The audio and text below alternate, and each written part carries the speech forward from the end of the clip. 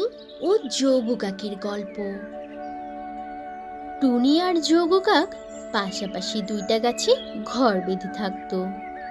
টুনি তার গাছকে বেশ যত্ন করত আর তার গাছের সাথে নানা রকম গল্পও করত। নিয়মিত গাছে পানি দিত, গাছের শুকনো ডালপাতা পরিষ্কার করত। একদিন টুনির গাছ টুনিকে বলল, টুনি টুনি, আজকে না আমার তোমার কণ্ঠে গান শুনতে খুব ইচ্ছে করছে। আমাকে একটা গান শোনাও না টুনি। আমার গাছ অনেক দিন পর আমার কাছে একটা আবদার করেছে, আর আমি সেটা পূরণ করব না তা কি করে হয়? এই বলে টুনি গান গাইতে থাকে। অন্যদিকে যোগু কাক ও তার স্ত্রী তাদের গাছটার কোনো যত্ন করতো না, গাছের শুকনো ডালপাতাও পরিষ্কার করতো না, বরং তারা পটি করে করে গাছের ডালপালা নোংরা করে রাখত। তার কিছুদিন পর একদিন যোগু কাকের গাছ যোগু ও তার স্ত্রী কণিকাকে বলতে থাকে, মালিকিন মালিকিন, দেখো আমার গাছপালা কেমন শুকিয়ে গেছে। আমার অনেক ভারী ভারী লাগছে। আমার এই অবাঞ্ছিত ডালপালাগুলো দয়া করে পরিষ্কার করে দাও না মালিকিন। আমরা এখন খাবার খুঁজতে যাব। আমাদের কাছে এতটা ফালতু সময় নেই যে আমরা তোকে পরিষ্কার করব। তাই বক বক না করে চুপ করে থাক।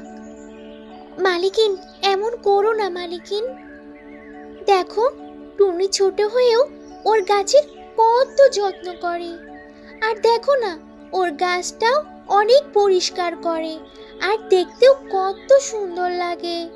তোমরা দয়া করে আমাকেও পরিষ্কার করে দাও না মালিকিন।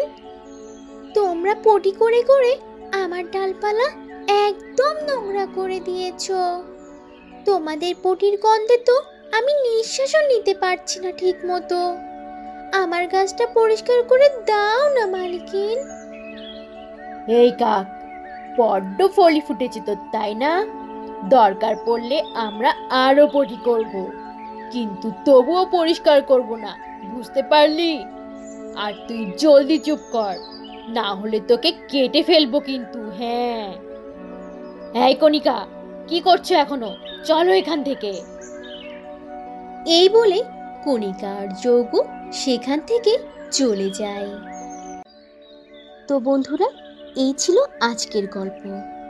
গল্পটি থেকে কি শিক্ষা পেলে তা অবশ্যই কমেন্ট করে জানাবে, আর ভালো লেগে থাকলে একটা লাইক করে দেবে।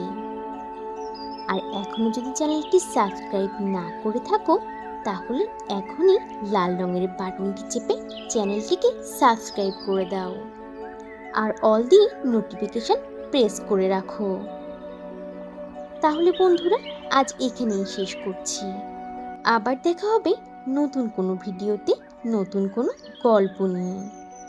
সে পর্যন্ত তোমরা সবাই ভালো থাকবে আর নিজেদের প্রতি খেয়াল রাখবে। আল্লাহ হাফিজ।